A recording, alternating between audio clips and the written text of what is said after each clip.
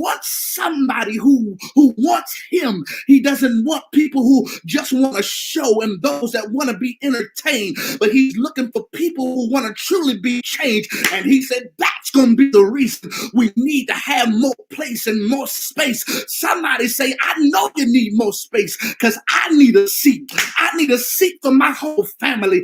I need a seat for my son who's not saved. I need a seat for my wife who's struggling. I need a seat for my husband who lost his way. I need a seat for my children who don't know God. I need a seat for my mama who God is going to bring back into my life. I need a seat for my daddy. I need a seat for cousins and children and family and friends. Do I got anybody under the sound of my voice that can scream, enlarge the place of your tent? But not only so, but in 2021, God has been faithful to us. He says, let them stretch out your curtains of your dwellings.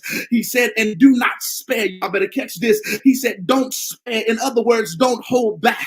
He said, you might have to begin to shop beyond your budget. I know that sounds crazy, but that's where faith comes in. He said, don't spare. In other words, don't hold back. He said, lengthen your cords and strengthen your stakes. In other words, he said, get some folk that's going to be stable. Oh God, help me, Holy Ghost. Let me see if I can do this right here. As I was listening to Dr. Lovin run off some of the names of the pastors and the leaders and everybody else, everybody may not have been your choice. Oh, Shabbat, I feel the Holy Ghost in here. But I thank God that the people who are here are God's choice. You might have named somebody else pastor. You might have named somebody else elder. But here's the challenge. Every place that's going to expand, y'all ain't going to listen to me, got to have strong stakes. There might be some people who are better preachers, better teachers, better talkers, but they ain't better walkers. There's a lot of folk that know how to talk a good game, but they flaky. Y'all ain't gonna help me.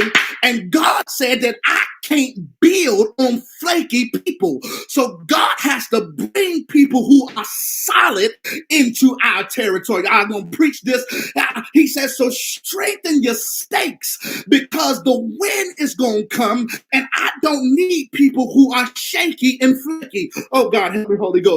So as you get to know people and as you get to understand them in their capacity, you're going to see that they may not be the best qualified in your book, but they are the ones who God has chosen because he can depend on them to be stable.